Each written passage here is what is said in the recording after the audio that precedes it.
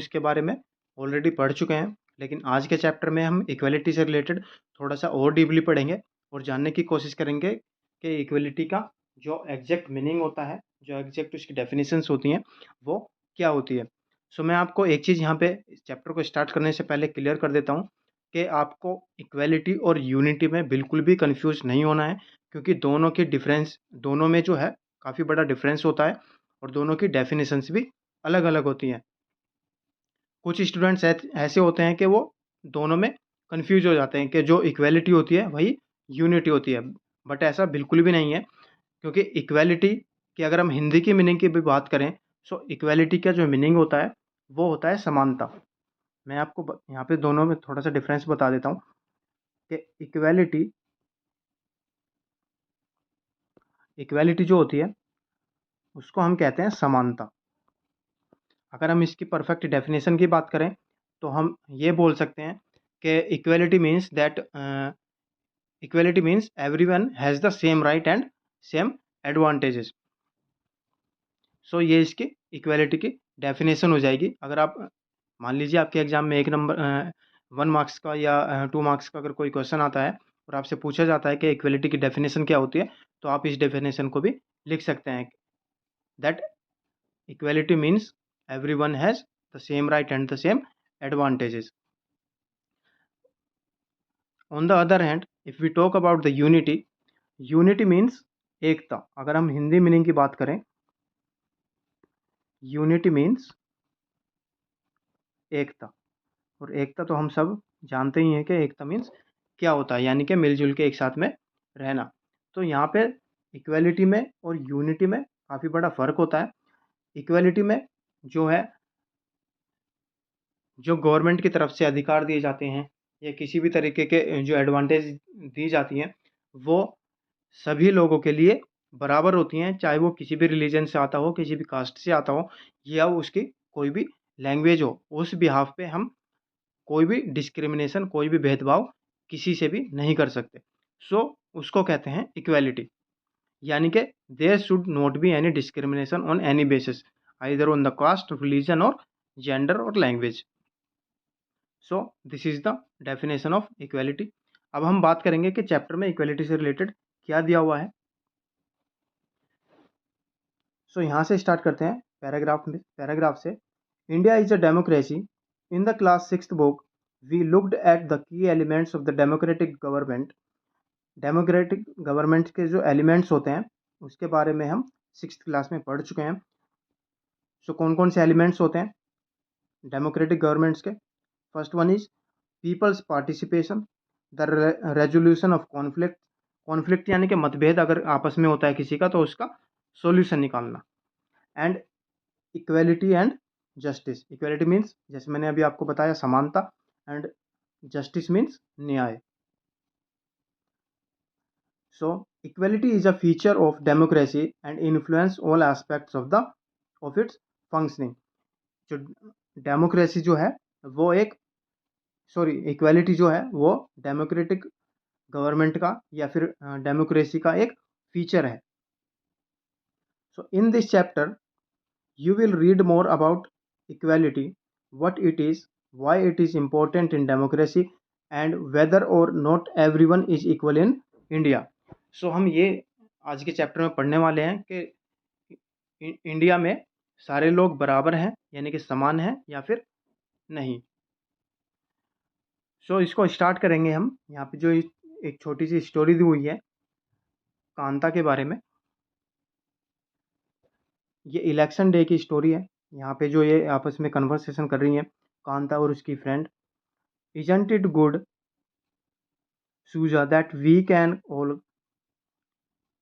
all vote as equal citizen of our country? Even Jain Saab is standing in the line with us. So Kanta कह रही है कि ये अच्छी बात नहीं है कि हम अपने देश में जो है equally as a citizen vote डाल सकते हैं, क्योंकि जो जैन साहब हैं वो भी अपनी वोट डालने के लिए हमारे साथ लाइन में खड़े हैं। सो उसके बाद ये वोटिंग प्रोसेस होता है, कांता अपना वोट कास्ट करती है।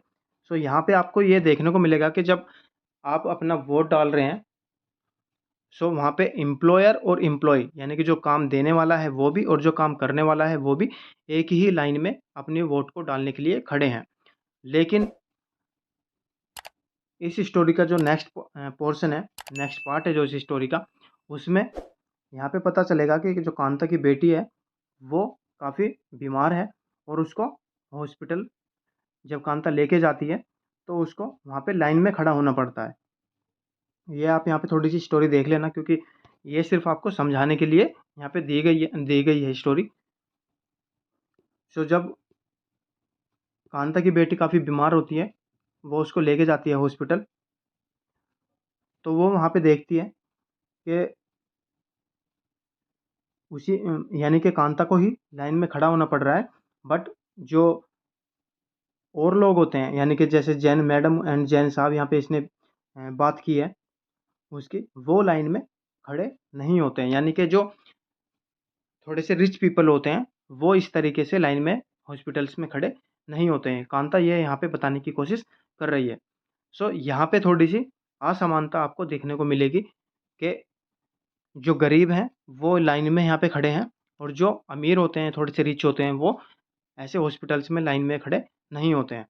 सो यहाँ पे थोड़ी सी ये समानता और असमानता के बारे में बात की गई है। इस पैराग्राफ में हम देखेंगे कि इस पैराग्राफ में हमें क्या समझाया गया है। Equal right to vote. So equal right to vote का मतलब क्या होता है? The story above begins with the Kanta standing in the line to cast her vote. Look again at the various people who are standing in line with her. Kanta recognizes her employer, Ashok Jain, and Chote Lal, her neighbor. ठीक है, जैसे मैंने आपको story में ऊपर बताया कि वो अपनी अपनी वोट को वहाँ पे कास्ट करने के लिए खड़ी है और उसके जो एम्प्लॉयर हैं अशोक जैन, वो भी सेम लाइन में खड़े हैं। In a democratic country like India, all adults, irrespective of what religion they belong to, how much education they have had, what caste they are, or whether they are rich or poor, are allowed to vote. This, as you have already read in the class 6th book, is called Universal Adult Franchise. इसको हम universal adult franchise कहते हैं। अगर इसकी proper definition को आप यहाँ से लिखेंगे तो इसका मीनिंग ये होता है कि जो यूनिवर्सल एडल्ट फ्रेंचाइज होता है वो किसी भी डिस्क्रिमिनेशन किए बिना हर की जो भी अडल्ट होते हैं कंट्री में उनको अपनी वोट कास्ट करने का अधिकार देता है, जैसे कि यहाँ पे आपको इस पैराग्राफ में मिल जाएगा। यानी कि all the adults respective of what religion they belongs to, how much education they have had, यानी कि वो कितने पढ़े लिखे हैं, किस रिलीजन से वो बिलोंग करते हैं, किस कास्ट से वो बिलोंग करते हैं, कितने अमीर हैं, कितने गरीब हैं, उससे फ़र्क नहीं पड़ता। If they are adult they have the right to vote there, they have the right to give the vote. Now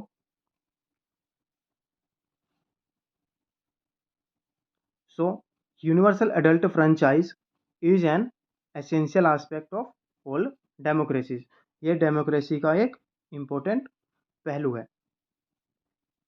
The idea of universal adult franchise is based on the idea of equality because it states that every adult in a country, irrespective of their wealth and the community he belongs to, have one vote। यानी कि उनकी जो religion है, उनकी जो communities है, उससे फर्क नहीं पड़ता। If they are adult they have the right to vote. Kanta is excited to vote and happy that she is equal to all of other because each of them has one vote। यानी उनके पास एक vote करने का अधिकार है।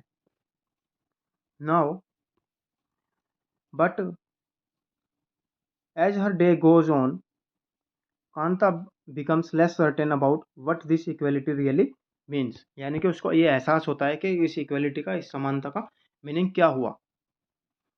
कैसे, वो आप यहाँ पे स्टोरी में आगे देखेंगे। What is it that makes Kanta unsure. ऐसा क्यों होता है कि कांता को ऐसा महसूस होने लगता है। Let's take a look at a day in her life. She lives in a slum and has a drain behind her house. Her daughter is sick, but she cannot take the day off from work because she needs to borrow money from her employer to take her child to the doctor. वो अपने काम से छुट्टी नहीं ले सकती है क्योंकि उसको अपने एम्प्लॉयर से जो है पैसा लेना पड़ेगा, यानी कि बोरो करना पड़ेगा. Her job as a domestic help tires her out, and finally she ends her day by again standing in a long line. This line in front of the government hospital is unlike the one in the morning because most of the people standing in it are poor. यानी कि जो government hospitals की line में जो खड़े होते हैं वो मोस्टली कौन होते हैं? Poor peoples. यानी कि कांता को ऐसा लगता है.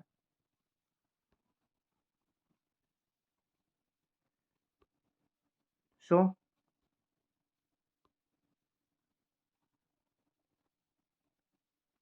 अदर काइंड्स ऑफ इक्वालिटी, और कौन से टाइप की इक्वालिटीज हो सकती हैं? थोड़ा सा इसको जूम कर देता हूँ यहाँ पे ताकि आपको क्लियरली समझ में आए. Kanta is one of many people who live in a democratic India and who have the right to vote, but whose daily living and working conditions are far from the equal. Kanta की जैसे काफ़ी ऐसे लोग हैं जो यानी कि डेमोक्रेटिक इंडिया में रहते हैं, उनके पास अपनी वोट देने का राइट भी है, लेकिन उनकी जो वर्किंग कंडीशन है, उनकी जो डेली लाइफ है, वो क्या है? इक्वलाइजेशन से काफ़ी अलग है. Apart from being poor, people in India experiences inequality in different ways. यानी कि असमानता वो कई जगह पे वो एक्सपीरियंस करते हैं, उसको महसूस करते हैं. Let us see what is this means by reading two stories given below. Each one of this based on the real incident in people's life and reflect the different kinds of inequalities that exist in India. So आगे जो दो stories दी हुई हैं वो real stories हैं, real incidents पे based हैं. उनसे हमें पता चलता है कि इंडिया में किस तरह की इनइक्वालिटीज़ भी होती हैं. इनइक्वालिटीज़ आपको समझना होगा कि यहाँ पे असमानता यानी कि बराबर का अधिकार नहीं है, असमानता.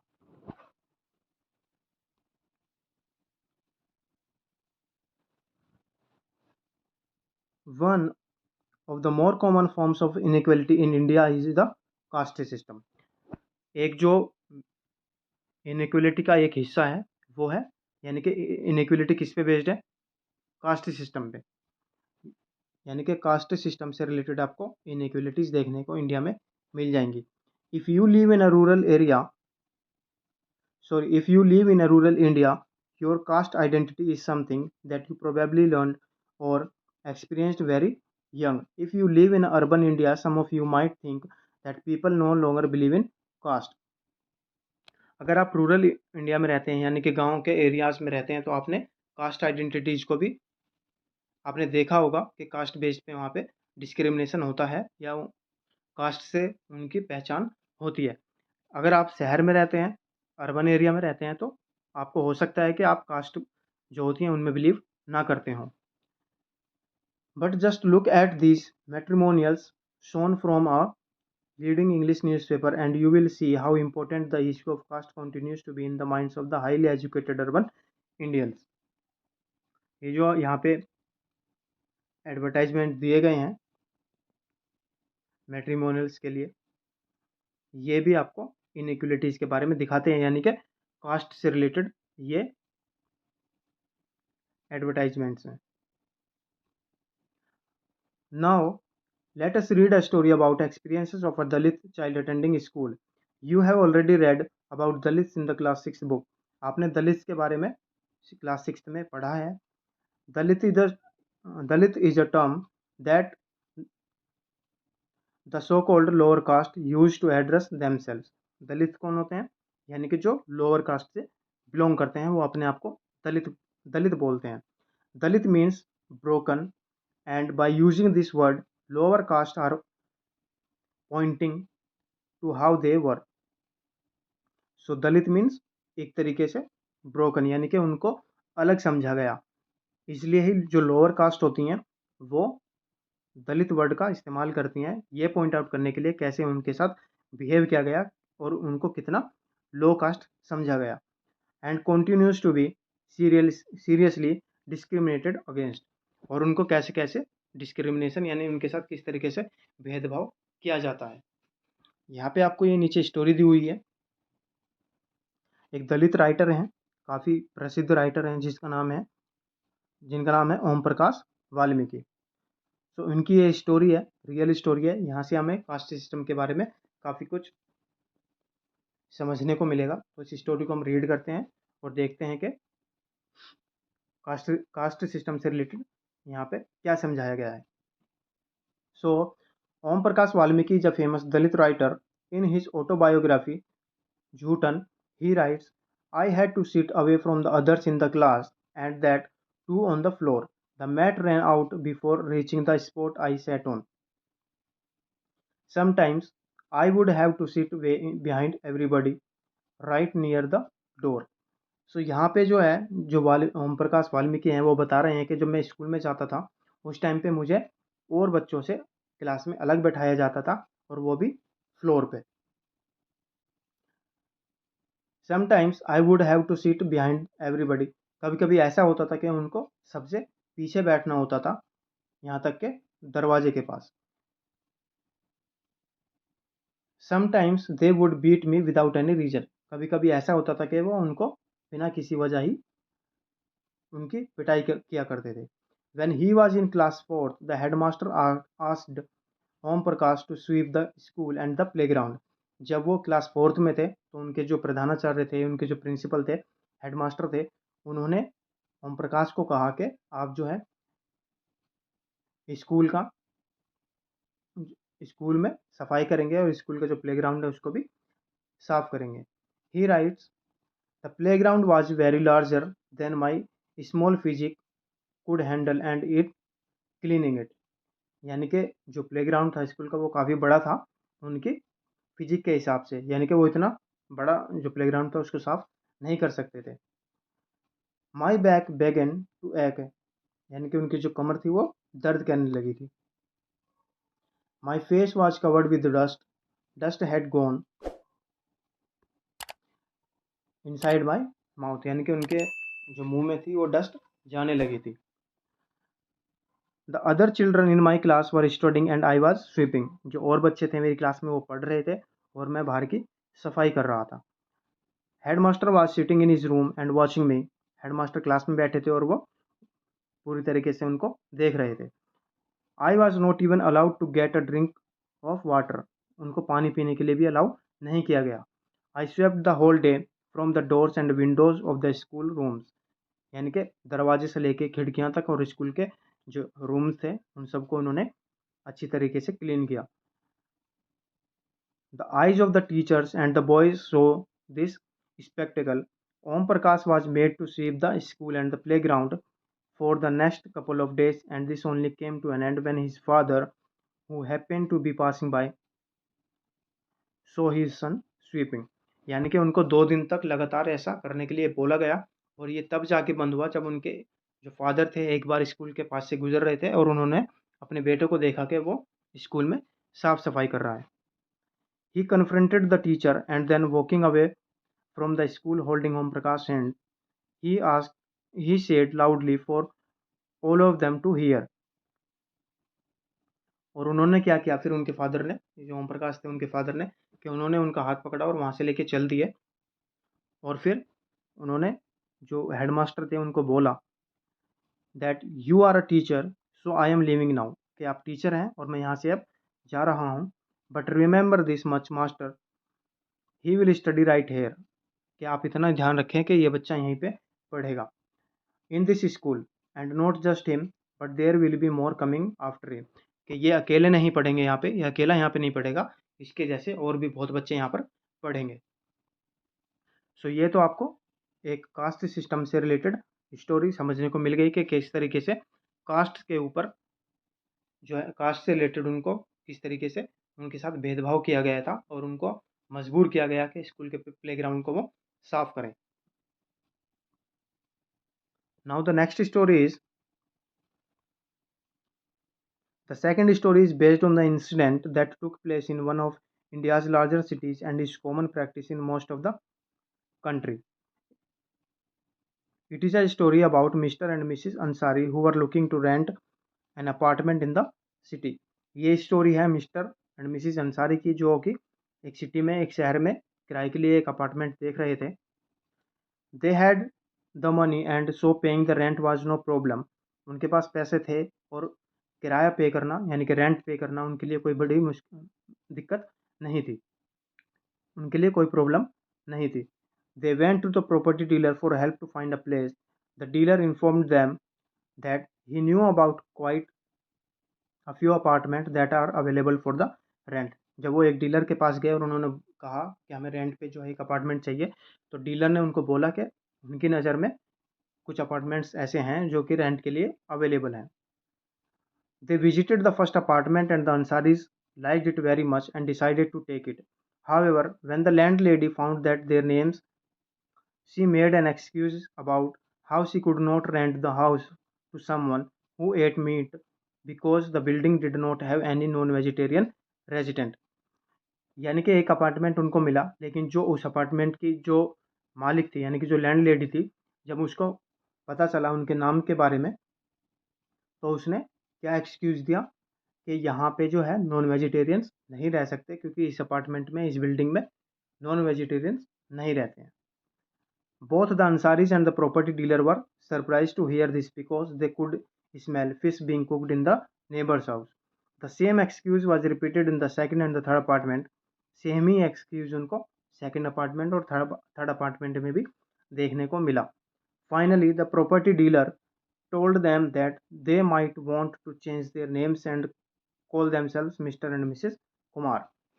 सो प्रॉपर्टी डीलर ने उन दोनों को सजेस्ट किया कि आप अपने नाम को जो है वो चेंज कर लें और मिस्टर और मिसिज अंसारी से मिस्टर एंड मिसिज कुमार कर लें. The Ansaris were reluctant to do this and decided to look some more. In and it took a whole month to look at the apartment before they found a landlady who was willing to give them a place on rent. So पूरा महीना उनको जो है apartment ढूंढते ढूंढते निकल गया और बाद में उनको एक ऐसी लैंड लेडी मिली जो उनको अपार्टमेंट रेंट पे देने के लिए रेडी थी. सो इन दोनों स्टोरी से आपको दो डिस्क्रिमिनेशन के बारे में पता चलेगा. वो कौन कौन से डिस्क्रिमिनेशन है? जो फर्स्ट वन है, जो फर्स्ट वन आपने ओम प्रकाश के बारे में पढ़ा, वो है कास्ट रिलेटेड डिस्क्रिमिनेशन.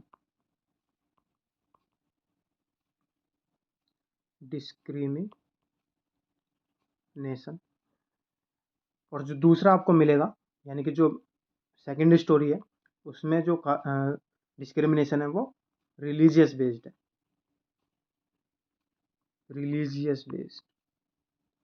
ठीक है. तो ये आपको स्टोरी से पता चला कि किस तरीके से कास्ट से रिलेटेड और रिलीजन से रिलेटेड जो है डिस्क्रिमिनेशन किए जाते हैं. नाउ रिकॉग्नाइजिंग डिग्निटी को किस तरीके से पहचाना जाता है. You have understood by now that the caste we are born into, the religion we practice, the class background we come from, whether we are male or female, these are often the things that determine why some people are treated unequally. So इन चीज़ों से हमें पता चलता है कि हमें unequally क्यों treat किया जाता है. यानी कि अगर किसी रिलीजन से रिलेटेड, रिलीजन बेस्ड भी जो है अनइक्वली ट्रीट किया जा सकता है. अगर हम किसी और कम्युनिटी से बिलोंग करते हैं, किसी और कास्ट से बिलोंग करते हैं, तो इस तरीके से अनइक्वली ट्रीट किया जा सकता है. Om Prakash Valmiki and Ansaris are being treated unequally on the basis of difference of caste and religion, जैसे मैंने आपको ऊपर में समझाया. When person are treated unequally their dignity is violated. जब किसी पर्सन के साथ अनइक्वली ट्रीट किया जाता है, तो उनकी जो डिग्निटी होती है, यानी कि उनकी जो एक तरह की सेल्फ रिस्पेक्ट होती है, वो वायलेट हो जाती है. The dignity of both Om Prakash Valmiki and the Ansaris were violated because of the way in which they were treated. by picking on him and making him sweep the school because of his caste, Om Prakash Valmiki's schoolmates and teacher hurt his dignity badly and made him feel as if he was less than equal to all other students in the school. सो जो ओम प्रकाश वाल्मीकि थे उनकी जो dignity थी वो काफ़ी ज़्यादा वहाँ पे हर्ट हुई, क्योंकि उनको ऐसा फील कराया गया कि जो और स्टूडेंट्स हैं वो उन सभी स्टूडेंट्स से अलग हैं. Being a child, Om Prakash Valmiki could do very little about the situation that he was in. It was his father who, on seeing his son sweep, felt angry by this unequal treatment and confronted the teacher. जैसे आपने ऊपर story में पढ़ा कि जो वाल्मीकि थे वो बच्चे थे तो वो कुछ नहीं कर सकते थे, लेकिन उनके फादर ने उनको जब इस तरीके से देखा तो वो काफ़ी गुस्सा हुए. The Ansari's dignity was also hurt when the person refused to lease their apartment to them. However, when the property dealer suggested that they change their name, it was their dignity or self-respect that made them refuse this suggestion. ये उनकी self respect थी और dignity थी जिसने उनको अपना नाम change करने पे मना किया. Om Prakash and Ansari do not deserve to be treated like this. They deserve the same respect and dignity as anyone else. Now, equality in Indian democracy. Equality हम इंडियन डेमोक्रेसी की अगर बात करें तो उसमें किस तरीके से दिया गया है वो हम यहाँ पे बात करेंगे कि इंडियन कॉन्स्टिट्यूशन इक्वलिटी को कैसे रिकॉग्नाइज करता है. So the Indian constitution recognises every person as equal. Indian constitution जो है हर एक इंसान को इक्वली एक रिकॉग्निशन देता है, एक पहचान देता है. This means that every individual in the country, including male and female persons from all caste, religions, tribes, educational and economic backgrounds are recognized as equal. So इसका मतलब ये है कि इस देश में जितने भी इंडिविजुअल्स, जितने भी सिटीजन्स रह रहे हैं वो यानी कि चाहे वो मेल हों, फीमेल्स हों, चाहे वो किसी भी कास्ट से बिलोंग करते हों, किसी भी रिलीजन से हों, किसी भी ट्राइब से, यानी कि किसी भी आदिवासी जाति से हों, कितने भी वो एजुकेटेड हों और कितने भी वो किसी भी इकोनॉमिक बैकग्राउंड उनका चाहे वीक हो या फिर स्ट्रोंग हो, वो मैटर नहीं करता. They all are equal. ये जो पहचान है ये हमें कहाँ से मिलती है? इंडियन कॉन्स्टिट्यूशन से. This is not to say that inequality ceases to exist. लेकिन ऐसा नहीं है कि इनइक्वलिटी खत्म हो जाती है. It doesn't. But at least in democratic India the principle of the equality of all person are is recognised. लेकिन इंडिया का जो कॉन्स्टिट्यूशन है वो कुछ हद तक जो इक्वलिटी के मायने हैं, जो नियम हैं, उनको पूरे तरीके से पहचान देता है. While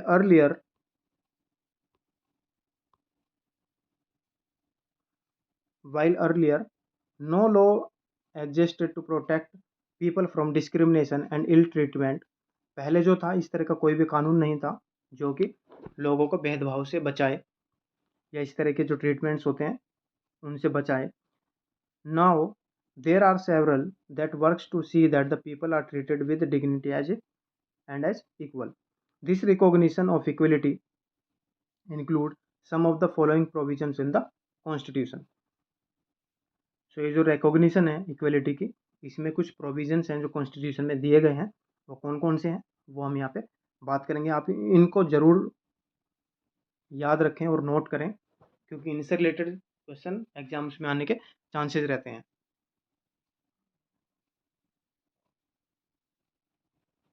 So the first provision is that every person is equal before law. यानी कि every person is equal before the law, यानी कि कानून के नज़र में सब लोग इक्वल हैं, ना कोई छोटा है ना कोई बड़ा है. What this means is that every person from the president of the country to Kanta, यानी कि जो कंट्री के प्रेसिडेंट हैं उनसे लेकर कांता, ये कांता यानी कि जो ऊपर हमने स्टोरी में पढ़ा, a domestic worker has to obey the same laws. उन सबको सेम लॉज ओबे करने पड़ेंगे, यानी कि कानून का नियम, जो नियम कानून है उनको उनका पालन करना पड़ेगा. Second is no person can be discriminated against on the basis of their religion, race, caste, place of birth or whether they are female or male. किसी भी पर्सन के साथ, किसी भी आदमी के साथ या किसी के भी साथ इस तरीके से भेदभाव नहीं किया जा सकता कि वो किसी और रिलीजन से है, किसी और रेस से, कास्ट से है या किसी और प्लेस से है, या मेल है या फीमेल है, इस तरह का भेदभाव नहीं किया जा सकता। Third one is every person has access to the public places including playground. सबके पास अधिकार है कि वो पब्लिक प्लेसेस में जा सकते हैं, चाहे वो प्लेग्राउंड्स हों, होटल्स हों, शॉप्स हों या फिर मार्केट्स हों। All person can use publicly available wells, roads and bathing ghats. Fourth one is untouchability has been abolished. ये आप ये जो आप चीज़ें यहाँ पे पढ़ रहे हैं, हो सकता है कुछ बच्चों के लिए या कुछ स्टूडेंट्स के लिए या कुछ लोगों के लिए ये चीज़ें नहीं हों, लेकिन यानी कि कॉन्स्टिट्यूशन के आने से पहले ये सारी चीज़ें होती थी। यानी कि जो लोअर कास्ट के लोग होते थे उनको इन सब जगह पे आने के लिए रोका जाता था। यानी कि जैसे बड़े होटल्स हो गए या प्लेग्राउंड्स हो गए या फिर उनको जो वेल्स होते थे वहाँ से उनको पानी भरने नहीं दिया जाता था। इसलिए कॉन्स्टिट्यूशन में ये सारे प्रोविजंस रखे गए थे कि इस तरह का कोई भी भेदभाव नहीं किया जाएगा। फोर्थ वन जो आप देख रहे हैं अनटचेबिलिटी, ये भी काफ़ी प्रैक्टिस में था इंडिया में पहले, लेकिन जब से कॉन्स्टिट्यूशन आया है और जब से 1947 के बाद से ये सारी चीज़ें जो हैं इंडिया में अबॉलिश कर दी गई हैं, कंप्लीटली इनको हटा दिया गया है। The two ways in which the government has tried to implement the equality that is guaranteed in the constitution is first through the laws and second through the government program or schemes to help the disadvantaged communities.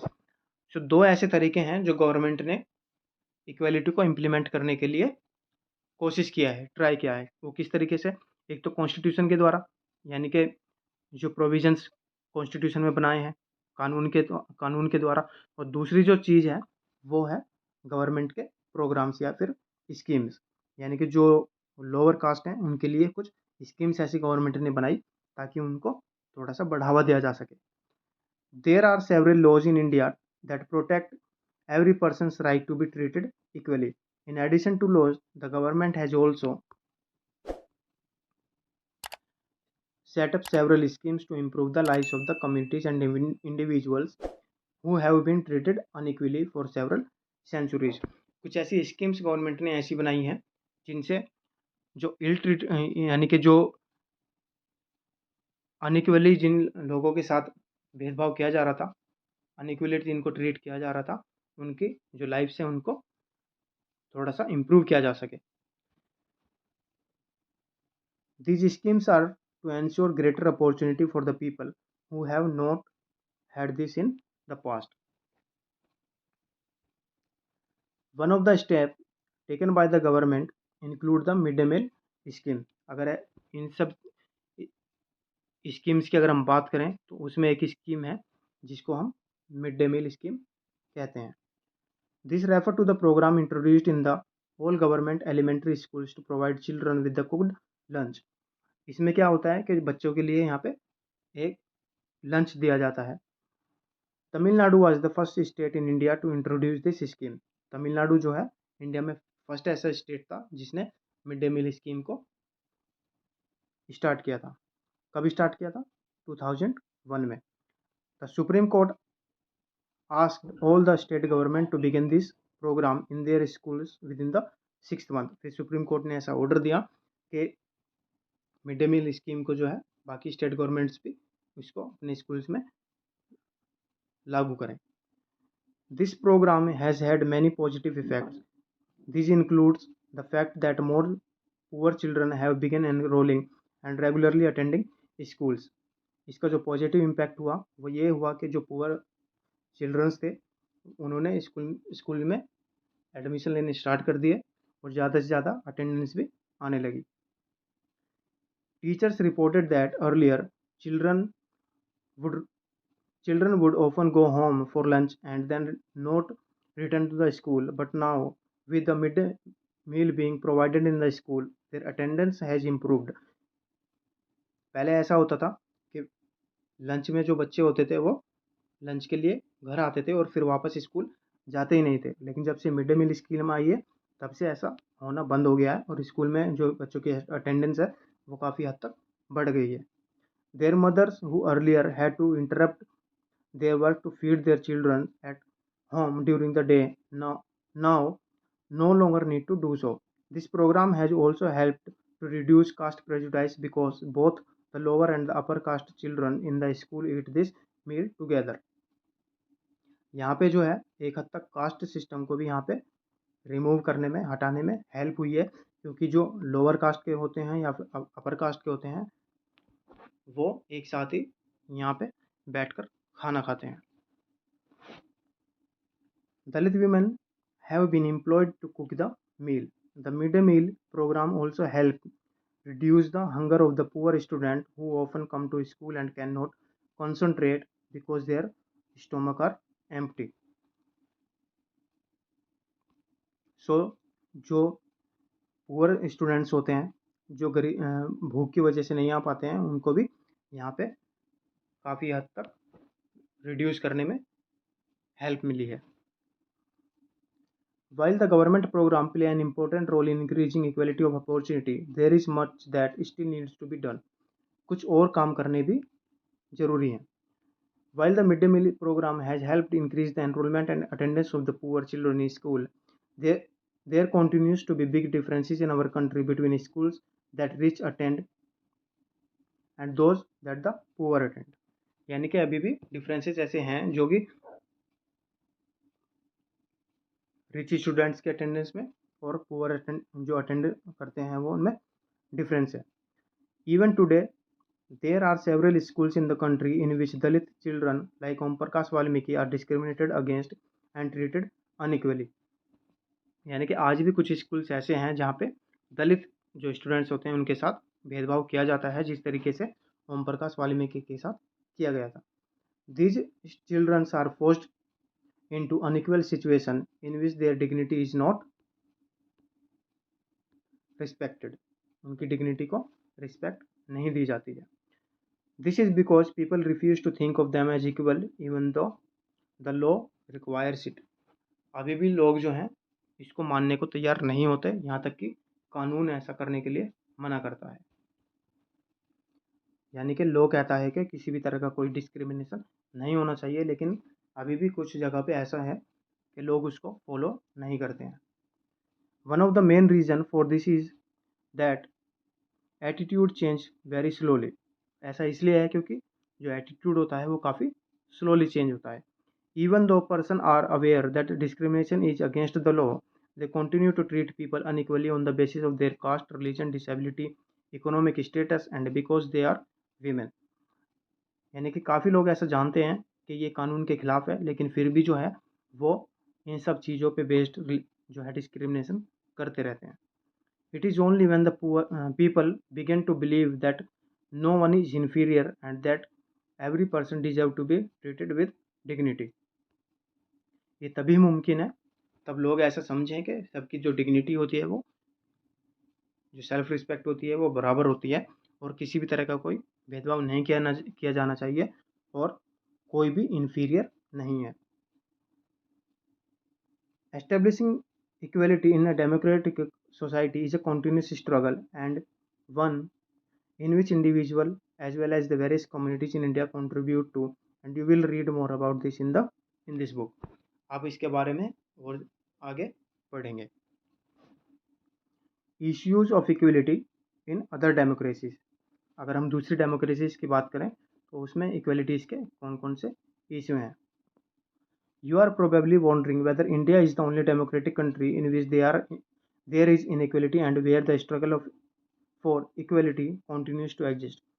आप ऐसा सोच रहे होंगे कि क्या सिर्फ India ही ऐसी country है जहाँ पे इनइक्वलिटी प्रैक्टिस में अभी भी है और इक्वलिटी को कंटिन्यू करने के लिए अभी भी स्ट्रगल किया जा रहा है। The truth is that in many democratic countries around the world the issue of equality continues to be the key issue around which communities struggle. लेकिन कुछ कंट्रीज में अभी भी ऐसा है, जो और कंट्रीज हैं उनमें अभी भी ऐसा है। For example the United state of America, the African American whose ancestors were the slaves who were brought over from Africa. अगर हम बात करें अफ्रीकन अमेरिकन की तो उनके साथ भी वहाँ पे भेदभाव किया जाता है। continues to describe their lives today in a largely unequal. This despite the fact that there was a movement in the late 1950s to push the equal right for the African Americans. यहाँ तक कि 1950s में जो है African American के द्वारा जो है इक्वल राइट्स के लिए मूवमेंट स्टार्ट किया गया था, उसके बावजूद भी वहाँ पे इनके साथ भेदभाव जो है डिस्क्रिमिनेशन होता रहा है। Prior to this, African Americans were treated extremely unequal in the United States and denied equality through law। और इनको जो है कानून के द्वारा इक्वलिटी को डिनाई कर दिया गया था, मना कर दिया गया था। For example when the traveling by bus, they either had to sit at the back of the bus or get up from their seat whenever a white person wished to sit। यानी कि जो African American थे या तो उनको buses में उनको पीछे बैठना पड़ता था या फिर उनको अपनी सीट से खड़ा होना पड़ता था अगर कोई वाइट पर्सन वहाँ पे बैठना चाहता है। ये स्टोरी आप देखेंगे यहाँ पे। Rosa Park was an African American women. Rosa Park एक लेडी है जो अफ्रीकन अमेरिकन वीमेन थी। Tired from a long day at work, she refuse to give up her seat on a bus to a white man on 1 दिसंबर 1955। 1 दिसंबर 1955 को उसने एक white man को अपनी seat देने से मना कर दिया था। Her refusal that day started a huge agitation against the unequal ways in which African Americans were treated. उसके बाद वहाँ पे काफ़ी बड़ा एजिटेशन यानी कि विद्रोह स्टार्ट हो गया था। Which came to be known as the civil right movement. इसको क्या नाम दिया गया? Civil right movement.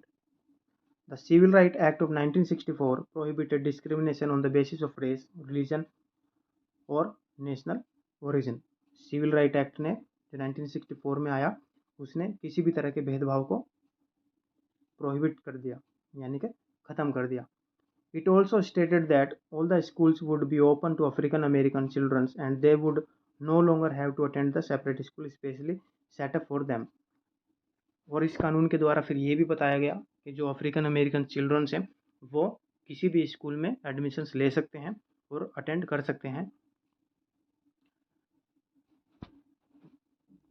However, despite this, a majority of African American continues to be among the poorest in the country। Most African American children can only afford to attend government school that they have fewer facilities and poorly qualified teachers as compared to the white students who either go to private school or live in areas where the government schools are highly rated as private schools।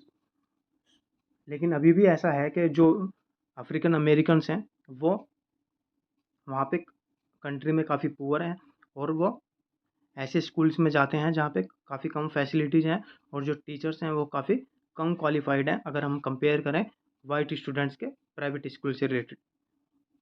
सो इस तरीके का जो discrimination है वो कुछ जगह पे अभी भी होता रहता है। ये इंडियन कॉन्स्टिट्यूशन का जो आर्टिकल 15 है उसमें क्या क्या दिया गया है, किस तरीके से इक्वलिटी को यहाँ पे मेंटेन करने के लिए बोला गया है। Challenge of democracy.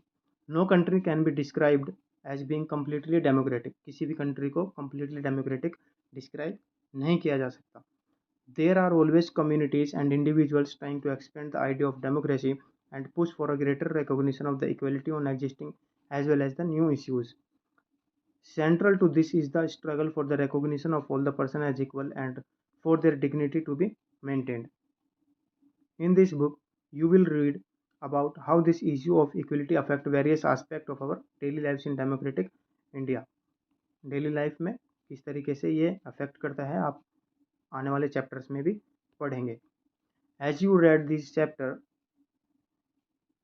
think about whether the equality of all person and their being able to maintain their dignity is upheld। So, ये इक्वलिटी से रिलेटेड चैप्टर था। यहाँ पे कुछ क्वेश्चंस दिए हुए हैं। अगर आप आपको इन क्वेश्चन से रिलेटेड कोई भी किसी भी तरीके की कोई परेशानी होती है या कोई डाउट होता है तो आप मुझसे कमेंट बॉक्स में पूछ सकते हैं। मैं कोशिश करूँगा कि उनके आंसर्स को आपको प्रॉपरली दे पाऊँ। सो चलिए आज की क्लास को यहीं और करते हैं। आप लोगों से मेरी रिक्वेस्ट है आप लोग मेरे चैनल को सब्सक्राइब करें, वीडियो को लाइक करें और वीडियो को ज़्यादा से ज़्यादा शेयर करें। Thank you so much for joining the class.